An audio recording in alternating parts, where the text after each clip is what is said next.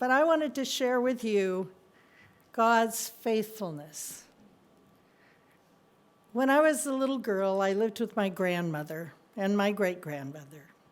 And I always was hearing missionary stories at church. And I thought, oh, I want to grow up to be a missionary. That would be so cool. Well, years later, after I got married, I had the opportunity. And actually, I wound up in Belize, Central America, at Cindy's parents' place. My first husband was in construction, and so he went down there to help build a hospital and a clinic. Well, as time went on, we wound up going on the border of Belize and Guatemala, and we lived there. And I really loved it there. Many, many exciting things happened there. We started church, and everything was going good. And then one day, I was asked for a divorce. Now, that's not supposed to happen in missionaries, is it? It's not consistent. So I went to the Lord and I said, Lord, you don't believe in divorce. But if it's going to cast the salvation of any of us, remove me and my girls. I had 3 young girls.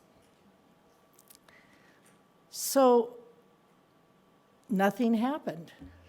And a week later, Guatemala threatened to invade us.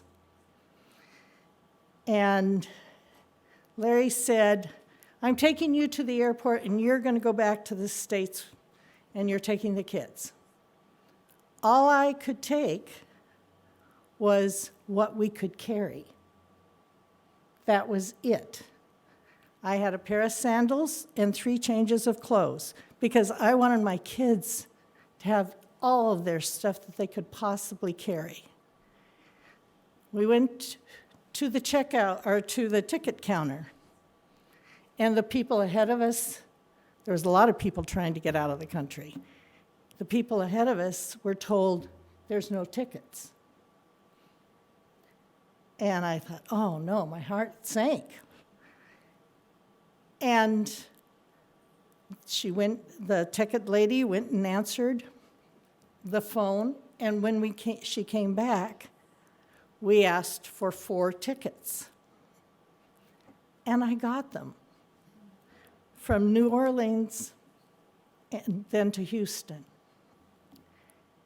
And I thought, okay, Lord, you are removing me. This must be costing somebody's salvation in this process, or you wouldn't have removed us. So I said in the airport, Belize has 1 airport that can land a large plane in the entire country. And the British were there with all their big planes and it was loaded with British soldiers because Belize is a British protectorate. And all these boxes and stacks of stuff all over the place, all around the airport and covered in camouflage. Now, when you are sitting in an airport with 3 kids, and it's the major target of the whole country to stop any planes coming through, I didn't feel very comfortable there. And I had to sit there for about 6 hours. The plane took off, and we flew to New Orleans. Well, I had $100 and a little bit more, not much. Not enough for a motel. So I had to sit the whole night in the New Orleans airport, and this is pre-9/11, so there wasn't the security. And I didn't want to go to sleep. I wanted to protect my children and all of our possessions that we were carrying with us. It's all we had. So the next morning, I flew to Houston. Normally, a letter takes 3 weeks to get there.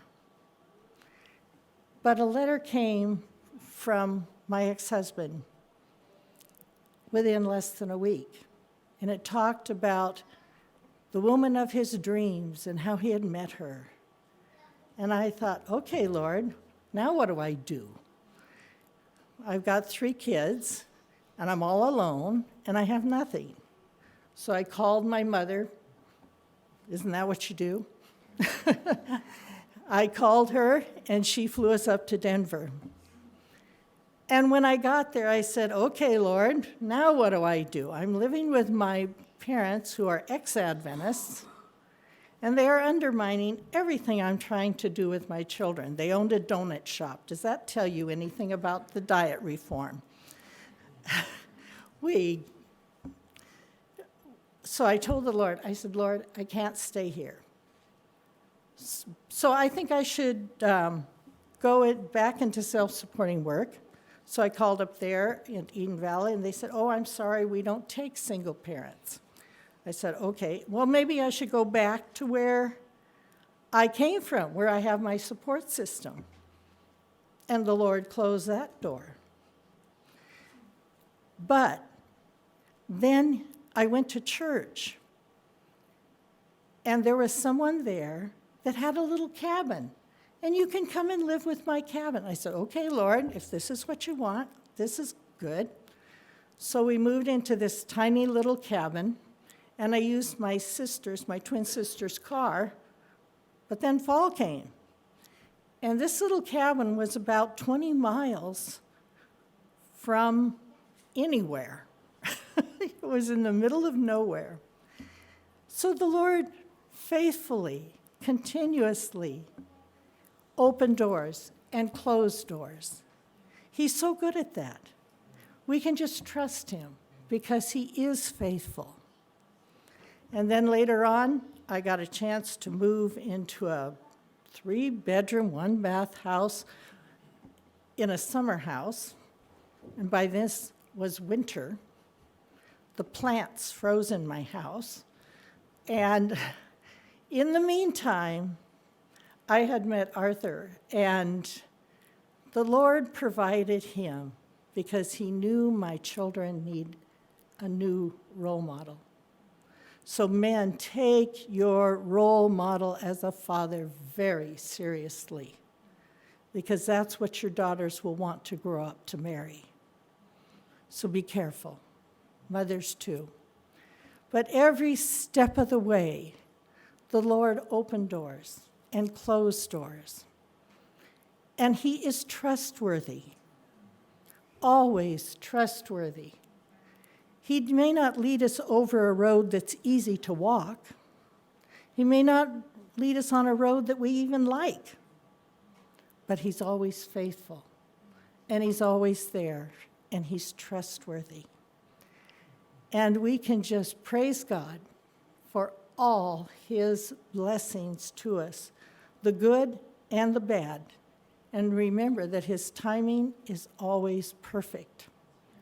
And so we can trust him with all our heart and all our lives continuously. But that experience taught me to trust God like I had never trusted him before, because I had no choice. And then I found out that's the best place to be, is within his will.